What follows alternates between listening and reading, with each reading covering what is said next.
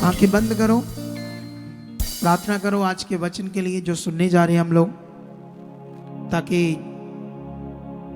खुदाबंद जो वचन देने जा रहा है उसके लिए परमेश्वर के सामने रखो कि परमेश्वर मुझे बुद्धि और समझ दे चुके हो।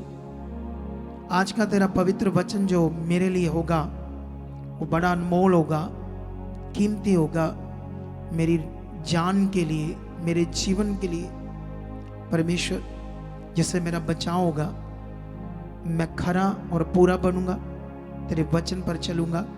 ऐसी बुद्धि समझ से ब्लेस कर चुके हो, ऐसा मेरे साथ हो चुका है यीशु नाम से, आमीन। तो अभी इधर ध्यान दो आप लोग सारे। तो अभी अपने पेन कॉपीज ले लो, अपने बाइबल पकड़ लो। मैं बहुत लंबा नहीं जाने वाला क्योंकि ऑलरेडी हमारा टाइम बहुत ऊपर हो चुका है। तो मैं थोड़े समय में आपको परमेश्वर का वचन कंप्लीट करके दूंगा आत्मा के द्वारा। तो मेरा विश्वास है जो लोग वफादारी से सुनेंगे परमेश्वर ने छुएगा और वो बरकत पाएंगे। और आप लोग सारे वचन पर ध्यान दो। हमारा टॉपिक बहुत बड़ा चल रहा है, गुलामी से आज़ादी। ये बड़ा टॉपिक है।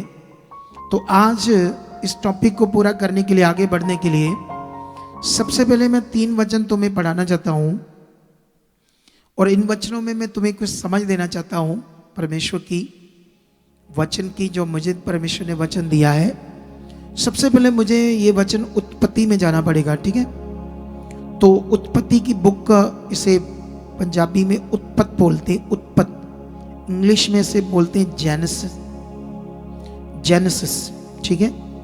और इसका चैप्टर हम 14 पढ़ेंगे और 14 में एक वचन है जो 22 और 23 में 14 का मैं पढ़ता हूं। क्या लिखा?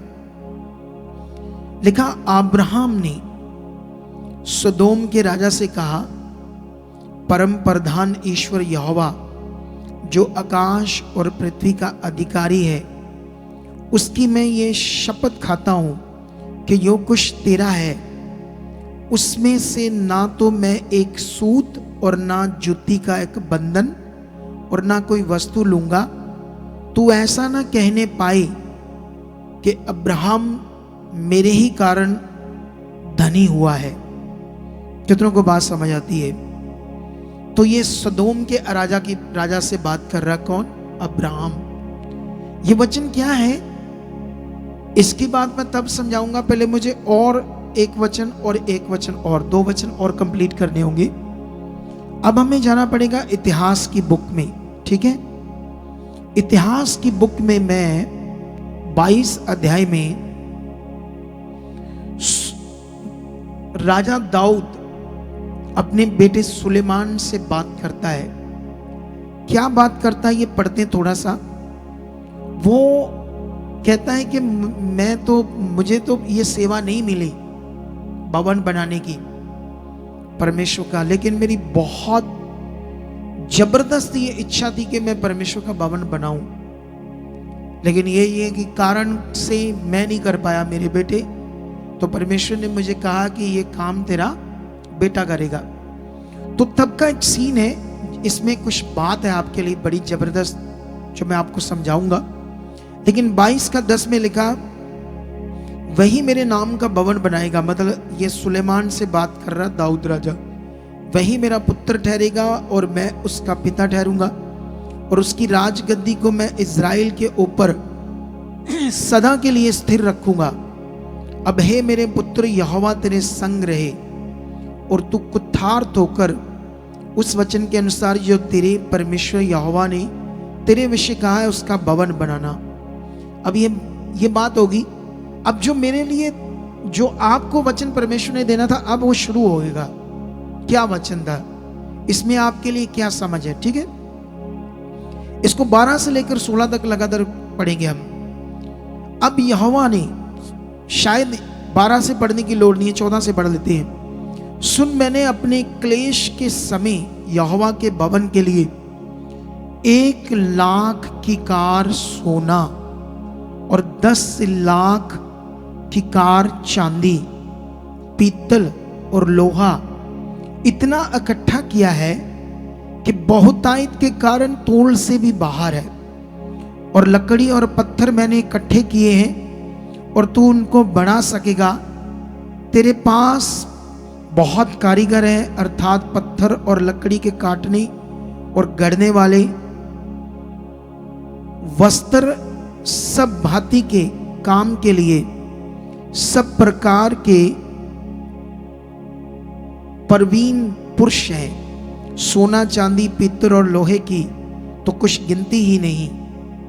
अतः तू उस काम में लग जा, यहोवा तेरे संग नित रहेगा। ये सुलेमान से बात हो रही है, दाऊद की। अब ये जो चीजें वो बोल रहा है, इसकी गिनती मिनती, लोहा पीतल पत्थर लकड़ी तोल और गिनती से बाहर थे। लेकिन सोना चांदी की गिनती लिखी है, 1,00,000 किकार सोना, किकार उस समय जो भी उनकी मिनती थी, तोल था, उसका नाम है। जो 1,00,000 किकार बनता है 3750 टन। 3750 टन मतलब 37,500 क्विंटल सोना। कितना? ये जो भवन है ना, ये भवन, इससे भी थोड़ा ये भवन बड़ा हो तो ये पूरा सोने से भर जाएगा, इतनी ज्यादा सोना। और चांदी 10 लाख की कार है, 3,75,000 क्विंटल, सोच से भरी। अभी समझाता हूं ये वचन क्यों तुम्हें बता रहा परमेश्वर। एक वचन और समझेंगे, पहला राजा की पुस्तक, वहां पर हम जाएंगे, वहां से एक वचन समझेंगे चैप्टर 10 से, ठीक है। पहला राजा उसका 10 अध्याय और उसकी 14 एक वचन पढ़ेंगे, पहले 14 वचन, 10 का 14, उसके बाद फिर आगे मैं समझाता हूं क्या क्या है। जो सोना प्रतिवर्ष सुलेमान के पास पहुंचा करता था, उसका तोल 666 की कार था, मतलब 25 टन। 25 टन मतलब 250 क्विंटल। साल का सोना सुलेमान के पास आता था 250 क्विंटल। कितनों को बात समझ आती है? और उसके बाद मैं जो मेन तुम्हें समझाने वाला हूं वो हम पढ़ेंगे जल्दी जल्दी 22 से 25 तक।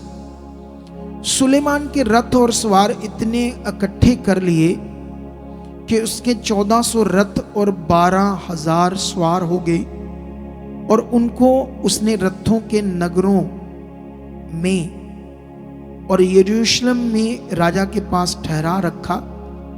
और राजा ने बहुतायत के कारण यरूशलेम में चांदी को ऐसा कर दिया जैसे पत्थर, और देवदारू को ऐसा जैसे नीचे के देश के गुलर। और जो घोड़े सुलेमान रखता, मतलब ये सारा वचन पढ़ोगे तो सोच समझ से धन दौलत, सोच समझ से बाहर कीमती चीजें उसके पास थी। ये लोग कौन थे? इधर ध्यान दो, अब मेन पॉइंट पर आते हैं। जब अब्राहम के बारे में पढ़ रहे थे तो अब्राहम मलिकसिदिक उसके पास आता है, तो उसको, वो याजक है, याजक मतलब सेवक, जैसे मैं सेवक। तो मलिकसिदिक को 10वां हिस्सा देता है अपने बिजनेस का अब्राहम।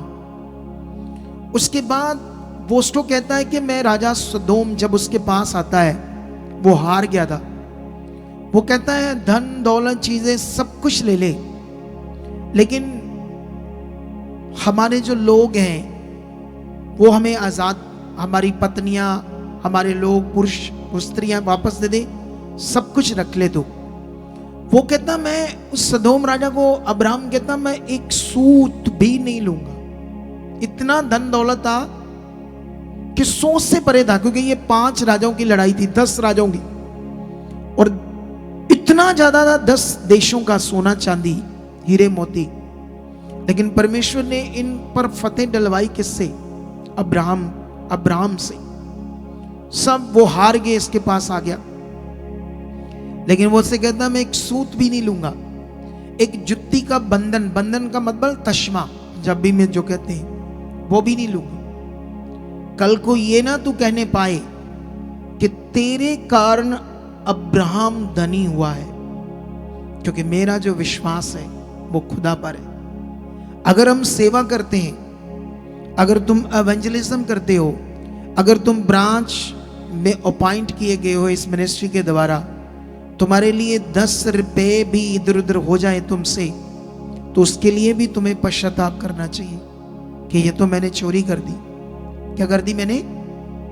अगर मैंने ये चोरी कर दी तो शैतान तुमको और चोर बनाएगा, तुम्हारा और लॉस कराएगा, तुम्हारा लॉस तगड़ा कर सकता है। लेकिन ये चीज मैं क्यों तुम्हें समझा रहा हूं आज, बड़ी इंपॉर्टेंट है ये तुम्हारे लिए। क्योंकि याद रखना, जो हम करेंगे, क्योंकि ये सब चीजें उसके सामने गुनाह है, पाप की बात मैं सुबह कर रहा था। तुम्हें बस एक चीज से बचना है, वो है पाप। चोरी भी पाप है, झूठ बोलना भी पाप है। पाप सिर्फ ये नहीं कि गंदा रिश्ता बनाना अकेला ये पाप है। हम सोचते हैं शायद लड़के लड़की का, औरत बंदे का रिश्ता बन गया गलत तो ये पाप है, या किसी को बुरी नजर से देखना ये पाप है। पाप तो पाप बहुत तरह का है। किसी को मारना कूटना ये भी पाप है, झगड़ना भी पाप है, गालियां देना भी पाप है। कितनों को बात समझ आती है? लेकिन ये सीखने वाली बात है कि अब्राहम हो, दाऊद हो, सुलेमान हो। सुलेमान एक दासी का पुत्र था। इतने ये डाउन थे, इतने गरीब थे ये लोग, भेड़ बकरियां चराने वाले, जिनकी कोई वैल्यू ही नहीं थी, ये वो लोग थे।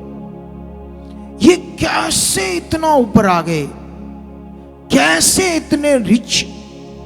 हमारी सोच समझ से ये पैसा बाहर है। आज के रिच इनके सामने क्या है? ये एलोन मस्क बोलते हैं या एलन मस्क बोलते हैं? एलन मस्क बोलते ना, मुझे थोड़ा सा माइंड में आया था कि शायद मैं सही नाम नहीं ले रहा। एलन मस्क, ध्यान दो, ये रिच, दुनिया का सबसे बड़ा रिच भी इनके सामने फेल था। किसने इनको ऐसा किया? बोलो बोलो। परमेश्वर ने। किस परमेश्वर ने? वही एक ही परमेश्वर, इनका परमेश्वर, हमारा परमेश्वर, एक ही परमेश्वर। ये कैसे इतने रिच हुए? इसके पीछे स्टोरी क्या है? इसके पीछे स्टोरी है इनका तगड़ा विश्वास, तगड़ा जीवन, तगड़ा लव, तगड़ी आज्ञाकारी खुदा के साथ। ये है रीजन। तो यही रीजन पकड़ना पड़ेगा हमें, यही बात को हमें पकड़ना पड़ेगी। हमें भी इसी चीज को ढाल बनाना पड़ेगा। हमें अपनी प्रार्थनाओं में बढ़ना पड़ेगा। अगर वो फरीदकोट से 9 बजे आकर बैठ सकती है, तो ये 50 किलोमीटर वाले तो उससे भी पहले आकर बैठ सकते हैं। क्यों 4 बजे उठ रही है? क्यों लव है परमेश्वर से कि 3 सालों में एक संगति नहीं तोड़ी उसने। इधर वो भी है, आ गए सी पिछली बारी, चल हुन की जाना। शैतान कहता इधर आ ओए, आ तेरे वर्गे बंदे चाहिए, लिया तेरे मारा एक ते तेनू टेढ़ा करा। कितनों को बात समझ आती है? इन्हें बोलते मोटा दिमाग, मोटी समझ, मोटी बुद्धि। ये पकड़नी होंगी हमें बातें। क्यों हमें पहला स्थान उससे देना है? अगर ये दर्शन चल रहा था 2 महीने का, अगर दर्शन नहीं होता तो फिर तुम्हारा हाल क्या होता? हर वीरवार, हर संडे दर्शन के ऊपर बातें चल रही, दर्शन के ऊपर बातें चल रही। 10:30 से पहले आकर आना है। ये प्रभु का एक दर्शन है। जब खत्म हो जाएगा तो फिर तुम्हारा हाल क्या होगा? सोचने वाली ये बात है। अब दिमाग में दर्शन खत्म ते आप फ्री, जो मर्जी करिए। मुड़ के आए आए आए, मैं मर गया, मैनू ठीक करो, आए मेरा कूड़ा गया, मेरा चूल्हा गया है। दर्शन खत्म ते जो मर्जी करिए। फिर ऐसे आओगे? बचाओ बचाओ। कितनों को बात समझ आती है? सामने सब कुछ है, करना आपने शुरू से क्या परमेश्वर बोल रहा। क्योंकि दिहाड़ी क्यों लगाते हैं, काम पर क्यों जाते हैं? क्योंकि नहीं जाने से कोई पैसा नहीं आता, कोई पैसा नहीं आएगा। और बाइबल में लिखा, मसीह में की गई मेहनत व्यर्थ नहीं है, आत्मिक मेहनत। तुमने आकर यहां ईंटें नहीं उठानी, एक आत्मिक मेहनत करनी है कि टाइम से पहले आना है, सुनना है, समझना है, आराधना करनी है, दिल देना है, अपने मुंह से उसको प्रेज करना है, उसकी महिमा में बढ़ना है, उसके वचनों को पूरा करना है, आत्मिक जीवन से भरना है। यह है आपकी ताकत, यह है आपका बल, इसमें होना है आपके बड़े लाभ। कितनों को बात समझ आती है? ये तो मेरी सोच से भी परे है। मैं कैलकुलेशन करूंगा तो पैसा जुड़ेगा ही नहीं। ये 3,75,000 क्विंटल सोना, बाकी चीजें छोड़ ही दो। मैं तो एक चीज की बात कर रहा हूं, एलन मस्क की भी दौलत इसके सामने फेल हो जाएगी। भेड़ बकरियां चराने वाले आम लोग। एक वचन पढ़ोगे तो जब इसहाक का रिश्ता लेने जाता है ना उसका सेवक अब्राहम का, तो जाकर वो रिबका का बाप जो उनका कुटुंबी था अब्राहम का, उसको कहता है मेरे मालिक को परमेश्वर ने सोना चांदी बहुत रिच किया, धनी किया, उसके पास किसी चीज की कमी नहीं। क्यों परमेश्वर ने ऐसे उसके साथ किया? वो वफादार भी था। ऐसा नहीं आप धनी होने की इच्छा तो रखते हो लेकिन बोने में कंजूस हो। कभी दिल में आया, साफ नहीं किया, थोड़ा बहुत बो दिया, तो वो नहीं बन पाओगे आप। अब्राहम ने भी बोया, अब्राहम ने वचन पूरा किया, दाऊद ने वचन पूरा किया, हर एक नबी ने वचन पूरा किया। मैं भी कर रहा हूं। मैं आने वाले 2 सालों बाद एक आपसे बात करूंगा। 2 साल तक एक बात नहीं करूंगा, लिख के रख लो तारीख। 2 साल में एक ऐसी बात बताऊंगा, तुम्हें हैरान कर दूंगा। एक बात बताकर जो परमेश्वर मेरे साथ करेगा वो बात बताऊं। समझ आया? 2 साल बाद देखना। लेकिन अभी जो हम सुन रहे हैं उस पर ध्यान देना है। अगर तुम चाहते हो ऐसी जिंदगी तो फिर एक चीज पर ध्यान दो। सुनो, इधर देखो, थोड़ा सोचो कि जो मैं सुन रहा हूं, वचन, आज्ञाएं, मैं आ रहा हूं, मैं सुन रहा हूं, लेकिन इस बात पर ध्यान दो कि मैं पूरा क्यों नहीं करता। क्या कारण है कि ये बात मैंने सुनी प्रभु की, ये आज्ञा, ये वचन, ये बात, समय से पहले आना, ये दर्शन चल रहा था, ये बात, कभी सोचना कि मैं इसे क्यों पूरा नहीं करता। क्या कारण है कि मैं इसे सुनता हूं लेकिन मानता नहीं हूं। तो फिर ये जो टॉपिक चल रहा है ये क्लियर हो जाएगा कि अभी हम आजाद नहीं है उस गुलामी से जो यीशु मसीह देने के लिए पृथ्वी पर आया था। कौन सी गुलामी से आजादी? हमारी सोच समझ मन में, जो हमारा मन है, हमारी सोच समझ है, उसकी गुलामी से आजाद करने आया था वो। कितनों को बात समझ आती? अगर हम आजाद नहीं है, अगर हम आजाद होते तो हम वचन पूरा करते। अगर हम गुलाम है तो इसीलिए वचन पूरा नहीं कर रहे, मसीह में चल रहे हैं, धन्यवाद कर रहे हैं, आ जा रहे हैं, लेकिन गुलाम है। लेकिन जिस दिन हम पूरे आजाद हो जाएंगे, पहला स्थान आपकी जिंदगी में सिर्फ परमेश्वर का होगा। उसकी आज्ञाएं सबसे पहले होगी, उसका वचन सबसे पहले होगा। तुम भय रखोगे, तुम डरोगे पाप से।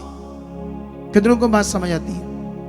तुम पाप से डरोगे, तुम बुराई करने से डरोगे, तुम बड़ी चीजों को सोच समझ कर अपनी जिंदगी को आगे बढ़ाओगे, क्योंकि तुम जानते हो अब कि ये जो मैं सुन रहा हूं ये कितना पावरफुल है। देखो, अभी अभी हम कुछ गवाहियों को सुन रहे थे। अभी हमने देखा उस बच्ची में दुष्ट आत्मा आया जो फुटबॉल की प्लेयर थी, 7 घंटे बेहोश रही, यहां आकर हील हुई। घर वाले कितने परेशान थे। उससे पहले हम एक गवाही दे रहे थे डिप्रेशन की। वो लड़की कमरे में बंद रहने लगी, डीपली किसी भगवान की पूजा कर रही थी और पता नहीं किस किस के साथ शादी की दिमाग आ रहे थे उसके। ठीक है, जब तुम डीपली परमेश्वर के साथ बढ़ोगे वो तुम्हारे साथ और डीप हो जाएगा परमेश्वर। यह ऐसा खूबसूरत परमेश्वर, यह ऐसा खूबसूरत विषय है। परमेश्वर के साथ डीप होने का मतलब और समझ में बढ़ना और उसके साथ खरा बनना। लेकिन दुनिया में वो डीप हो रही थी और डिप्रेशन आ गया 2 साल से। उसके घर वालों ने देखा हमारी बेटी का बुरा हाल, लेकिन शैतान ने बुद्धि बंद की उनकी। इसीलिए चमत्कार देख कर के चर्च जाकर हमारी बेटी हील हो गई है, लेकिन फिर भी वो नहीं आ रहे, गवाही देने भी नहीं आए। इसी से पता चलता है कि दुनिया गुलाम है नेगेटिविटी की। हम छुड़ाए जाने के लिए प्रभु के राज्य में आए, लेकिन अगर हम प्रभु में हैं, आज भी हमारी जिंदगी में पाप है, हमारे फोन में गड़बड़ चीजें चल रही है, हम गंदी वीडियोस देख रहे हैं, लोगों से गंदी चैट करते हैं, तो हम अभी भी आजाद नहीं है, गुलाम है। हम संसार में गलत चीजें कर रहे हैं, लेकिन परमेश्वर के साथ क्या करना वो हमसे हो नहीं रहा। प्रे हमसे होती नहीं है, प्रे में हमारा मन नहीं लगता, इसका मतलब हम गुलाम है नेगेटिविटी के। मन के, बुद्धि में, सोच में, हमारी कंट्रोल में, गुलामी में, यीशु में रहकर भी। क्यों? क्योंकि हमने कभी ध्यान नहीं दिया उससे बाहर आने का, हमने कभी प्रैक्टिकल नहीं किया उससे बाहर आने का। कितनों को बात समझ आती है? लेकिन ये चीज के साथ साथ एक वचन पर ध्यान दो। परमेश्वर ने कहा मेरी प्रजा मेरे ज्ञान बिना क्या हो रही है? नाश हो रही है। ये जो वचन लिखा गया है, जब मैं चर्च जाता था मैं सोचता था हम बच गए, ये बात तो संसार के लोगों के लिए लिखी है। नो, मेरी प्रजा मेरे ज्ञान बिना नाश हो रही है। संसार के लोग तो हम पहले मौत में थे, वो मौत में हैं क्योंकि पापी हैं, पाप कर रहे। लेकिन ये वचन जो है ना, मेरी प्रजा मेरे ज्ञान बिना नाश हो रही है, ये बिलीवर्स के लिए लिखा गया है, जो यीशु पर विश्वास करते उनके लिए ये वचन लिखा गया। उनके लिए लिखा गया है, वो यीशु में होते हुए उनको ज्ञान नहीं है। जैसे वो बहन जिसका बेटा नशा बेच रहा था और 3 सालों से नशा कर रहा था और सोच रही ये मर जाए या मैं मर जाऊं, और रोज आंखों में आंसू थे, लेकिन सुखपाराडा मिनिस्ट्री को जानती थी, लेकिन दिमाग में शैतान ने एक बात डाली थी कि वहां मिनिस्ट्री में ऑयल नहीं देते, मैंने नहीं जाना चाहिए वहां। जहां उसका बड़ा होना था वहां ही उसके दिमाग को खराब करके रखा था शैतान, सोच लो। लेकिन अब उसको छुटकारा मिला, क्योंकि ये यीशु में भी होकर अभी भी छुट्टी नहीं थी। क्यों? क्योंकि समझ नहीं आ रहा क्या करना है, राइट ज्ञान नहीं पता, राइट परमेश्वर के वचन की अखंडता क्या है ये समझ नहीं थी। यहां आपका बैठने का मतलब समझ में बढ़ना, वचन में बढ़ना, प्रभु के ज्ञान में बढ़ना, विश्वास में बढ़ना, एक बड़े मन के साथ परमेश्वर के साथ जीना। लेकिन जब ये बातें हमें समझ नहीं आ रही, जब तक तुम इन बातों में समझकर प्रैक्टिकली जीवन के साथ बढ़ना नहीं शुरू करोगे, तब तक ये जो खजाने की चीजें मैंने पढ़ाई तुम्हारे लिए भी रखी है परमेश्वर।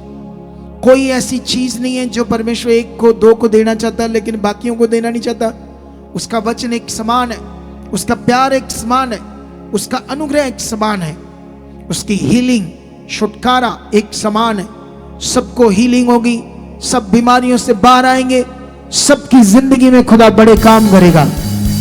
कितनों को ये बात समझ आती है? लेकिन जो मैं समझा रहा हूं उस पर ध्यान दो। अभी मैं एक चीज तो मैं समझाना चाहता हूं, बाइबल के अंदर परमेश्वर को खुश करना, लेकिन ये खुश करने के विषय में मैं एक वचन तुम्हारे साथ शेयर करना चाहता हूं। ये वचन हमें मिलेगा 2 कुरिन्थियस में। इसमें कुछ बातें जो आपके लिए समझनी जरूरी है, ठीक है? तो 2 कुरिन्थिया 2:2 शायद देखते हैं कितना है, 14 सॉरी। तो 14 से पढ़ते क्या लिखा? परंतु परमेश्वर का धन्यवाद जो मसीह में सदा हमको जय के उत्सव में लिए फिरता है। अगर तुम यीशु में हो तो जय के उत्सव में हो, तुम्हारी हार नहीं होगी। लेकिन समझना पड़ेगा तुम यीशु में हो या यीशु से बाहर हो।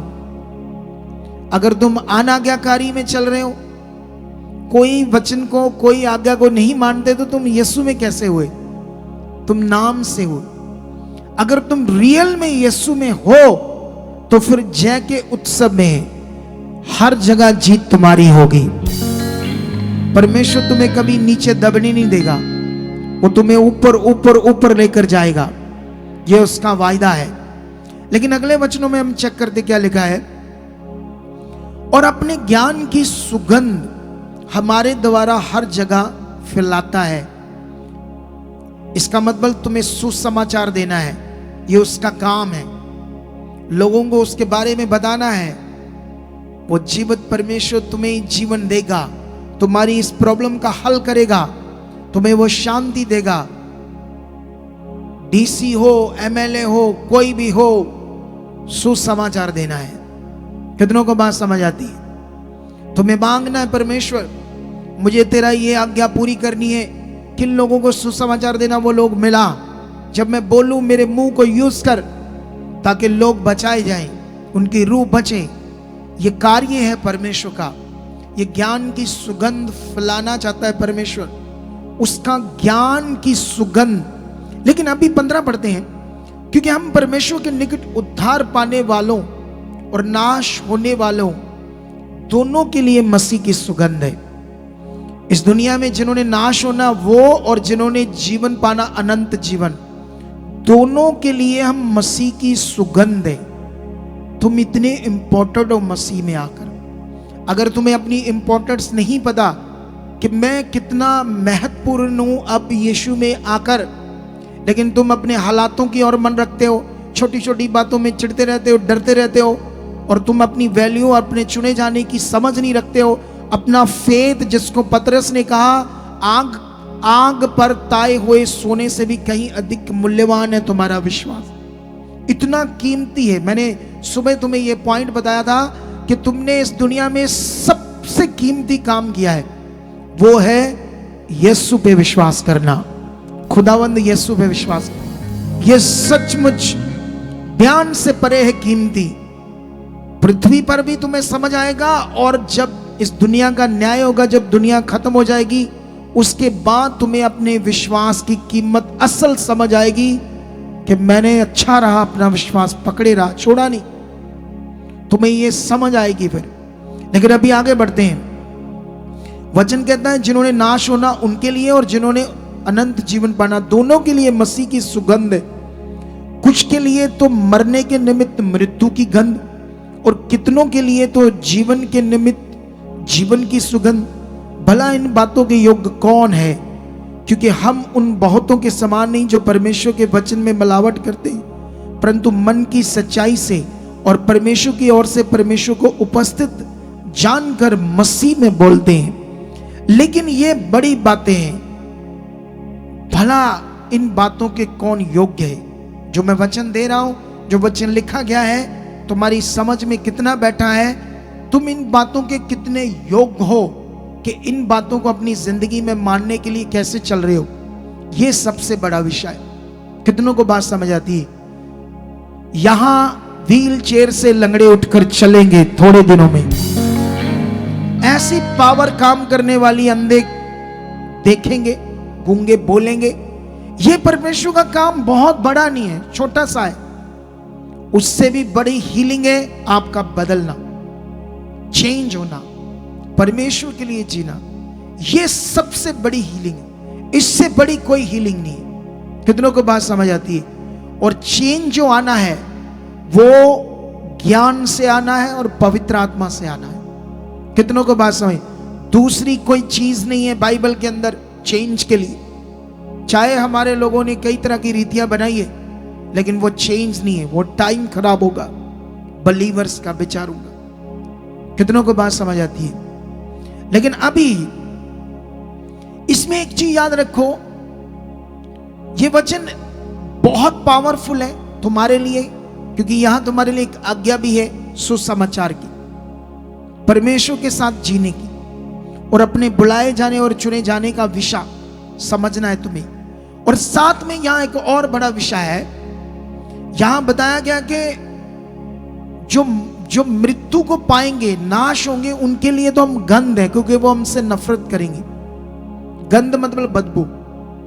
लेकिन जो बचाए जाएंगे उनके लिए हम खुशबू ठहरेंगे, क्योंकि हम जब लोगों को गुड न्यूज देंगे तो सारे कहां बचाए जाएंगे? नाश भी तो होंगे, क्योंकि वो मन नहीं फुराएंगे, क्योंकि उन पर बहुत भार होगा शैतान का। शैतान ने उनकी बुद्धि को इतना करप्ट किया होगा कि ये बातें कभी समझ ही नहीं पाएंगे।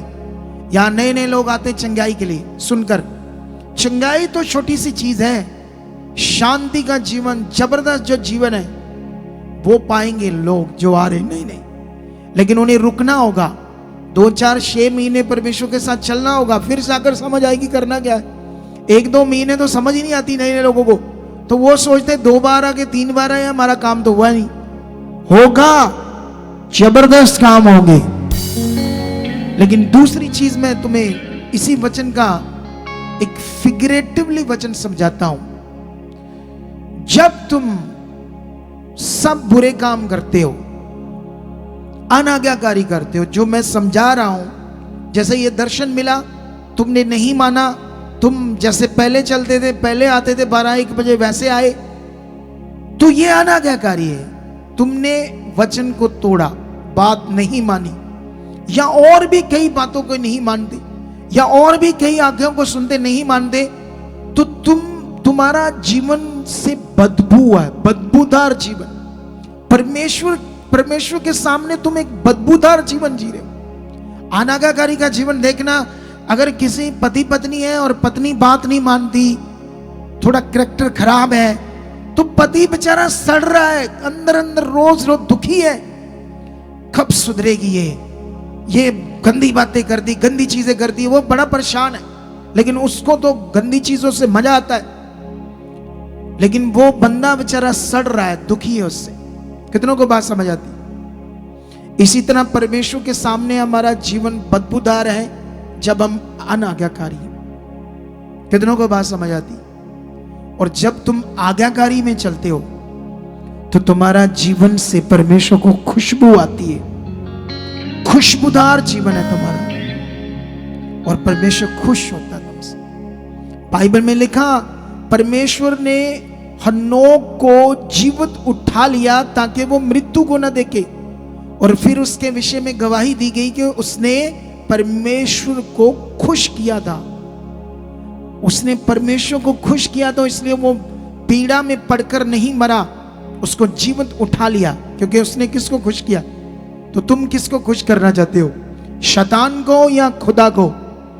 शैतान को कितना मर्जी खुश कर लो, ये पाप करके, गंदे काम करके, अनाज्ञाकारी करके, उसके पास तुम्हारे लिए कुछ भी नहीं है। ना कोई बरकत, ना कोई शांति, ना कोई पैसा, ना कोई जीवन। कितना भी उसकी मर्जी को पूरा करो, तुम उसके पास कुछ भी नहीं है। वो तो खुद एक दिन नाश होगा परमेश्वर के सामने। तो उसकी इच्छा में क्यों चलना है? हमें किसकी इच्छा में चलना है? खुदा की इच्छा में। कितनों को बात समझ आती है? लेकिन लास्ट में मैं जल्दी जल्दी वचन को कंप्लीट करना चाहता हूं, इसे मैं लंबा नहीं लेकर जाना चाहता। रोमियो में जाएंगे और यहां पर आपके लिए बड़ा खास वचन समझाता हूं, कोशिश करता है इसको एक्सप्लेन कर पाऊं आज अच्छे से। 6 का 15 से लेकर 19 तक वचन पढ़ते हैं। तो क्या हुआ? क्या हम इसलिए पाप करें कि हम व्यवस्था के अधीन नहीं वरन अनुग्रह के अधीन है? कदापि नहीं। परमेश्वर का अनुग्रह हुआ है, पापों से क्षमा है। इस दुनिया में कितने भी सुर्ख लाल पाप क्यों नहीं, तुम परमेश्वर में आओ, वो तुम्हें क्षमा कर देगा, माफ कर देगा। लेकिन इसका मतलब ये नहीं कि अब तुम अनुग्रह के नीचे हो तो पाप करते रहो। बाइबल में लिखा कदापि नहीं। क्या तुम नहीं जानते कि जिसकी आज्ञा मानने के लिए तुम अपने आप को दासों के समान सौंप देते थे, उसी के दास हो, चाहे पाप के जिसका अंत मृत्यु है, चाहे आज्ञाकारिता के जिसका अंत धार्मिकता है। धार्मिकता का मतलब जीवन। परमेश्वर की धार्मिकता है क्या? उसके साथ चलना, उसकी मर्जी को पूरा करना, जो कुछ आपको सिखाया जाता है यहां पर। लेकिन यहां पर लिखा, हम जब पहले, कैसे लिखा, जब हम पहले थे तो अपने आप को दासों के समान सौंप देते थे, उसी के दास थे। जैसे जिस तरफ आप आज्ञाओं को मानोगे, चाहे शारीरिक आज्ञाएं, लड़ना झगड़ना, गंदी वीडियो देखना, चोरी करना, झूठ बोलना, गलत काम करने, व्यभिचार करना, बदमस्तियां करना, गंदी वीडियो देखना, लड़ना झगड़ना, नशे, सब, तो अपने आप को उसमें ने सौंपा हुआ था दास करके। और लिखा उसमें तुम आज्ञाकार थे, उस पाप के, लेकिन जिसका अंत मौत थी।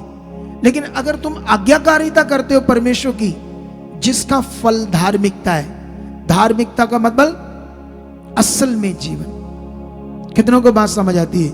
लेकिन इसे मैं थोड़ा सा और कंप्लीट करता हूं। 17, परंतु परमेश्वर का धन्यवाद हो कि तुम जो पाप के दास थे, अब मन से उस उपदेश के मानने वाले हो गए हो जिसके सांचे में ढाले गए थे। यीशु की कुर्बानी, यीशु का कोड़े खाना, मार खाना, हाथों में कील ठुकवाना, पैरों में, सिर पे कांटों का ताज, पूरी बॉडी उसकी शनली होना आपके लिए। जानते क्यों? ये वाला काम तुम इस सांचे में ढाले गए थे। जैसे ईंट का सांचा, जैसा सांचा होता है ईंट वैसी बाहर आती है। तुम्हें इस सांचे में ढालने के लिए यीशु मसीह की कुर्बानी हुई थी, ताकि तुम पाप से छूटकर धार्मिक जीवन में जियो, परमेश्वर के लिए जियो, जिसमें जीवन है। यही अब्राहम ने किया, यही दाऊद ने किया, यही सुलेमान ने किया। तो मैं तुम्हें उनकी संपत्ति दिखा रहा था कि कैसे उनके पास आई, और उन्होंने जब कोई आज्ञा तोड़ी या उनसे पाप हुआ तो बड़ा बुरा हाल उन्होंने भी भोगा, बड़ी तकलीफ में जिंदगी वो लोग जिए। ये भी लिखा उनके बारे में। लेकिन वो पश्चाताप करते रहे, एक गलती से, एक पाप से सीख गए कि इसका अंत मौत है, फिर दोबारा गलती नहीं की। कितनों को बात समझ आती है?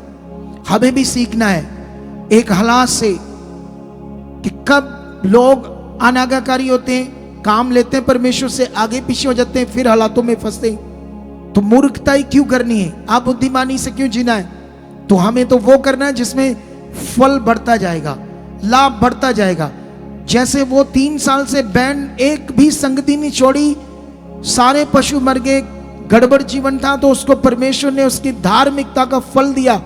उसकी शक्ल से, उसके खड़े होने से पता चलता वो कितनी पवित्रताई में, उसके अंदर पाप काम नहीं करता, पूरे दिल से पवित्रताई से, और अपने परिवार में सिंसियर है। परिवार को संभालने में, परिवार तो छोटी सी चीज है, घर का रोटी पानी करना और बर्तन, ये झाड़ू पोछा संभालना, ये तो नॉर्मल है। इतने पशुओं को संभालना परिवार से भी कठिन काम है। लेकिन वो कठिन काम के अलावा भी दम कौन दे रहा, उसे बल कौन दे रहा है? परमेश्वर दे रहा है। जब ऐसा मन होगा तो वो तुम्हें बल देगा। लेकिन तुम्हें इस सांचे में डाला गया था, धार्मिकता के सांचे में।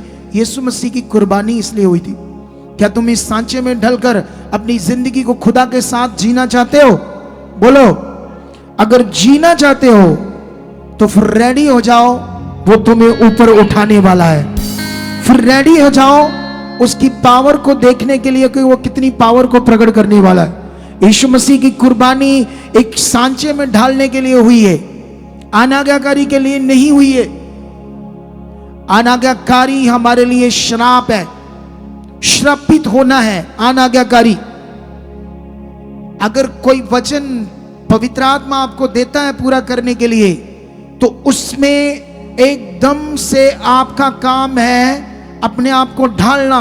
धन्यवाद प्रभु, अंगीकार करना। ये बात जब ये मैंने दर्शन बताया था 2 महीने 2 महीने से पहले ही, थोड़ा सा मतलब लगभग होने वाले हैं, तब आपने अंगीकार करना था, परमेश्वर ये वचन पूरा हो चुका है, मुझे ये पूरा करना है, ये वचन पूरा करना है। कितनों को बात समझ आती है? हालेलुया। जब तक तुम अपने आप को परमेश्वर के सामने नहीं रखोगे उस बात को पूरा करने के लिए, तुम नहीं वो बन पाओगे जिसके लिए तुम चुने गए, जिस सांचे में ढालने के लिए परमेश्वर ने तुम्हें तैयार किया मसीह में, तुम नहीं वो बन पाओगे जब तक तुम अपने आप को रोज रोज परमेश्वर के सामने नहीं रखोगे। इसीलिए ये प्रेयर पिलर शुरू हुआ। ये प्रेयर पिलर एक ऐसी प्रेयर पिलर है जो अन्य मिनिस्ट्रियों में ऐसी नहीं है। वहां वो आपके लिए प्रेयर करते फटाफट, तेरा ये हो रहा, ठीक हो रहा, वो हो रहा, ये हो रहा।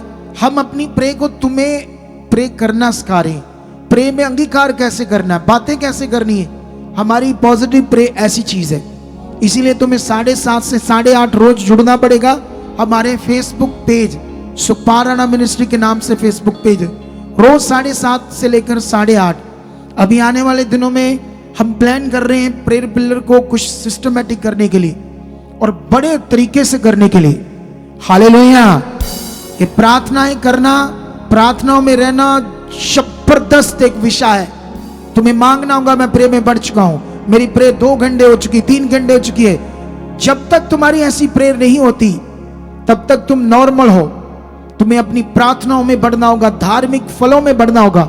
कितनों को बात समझ आती है?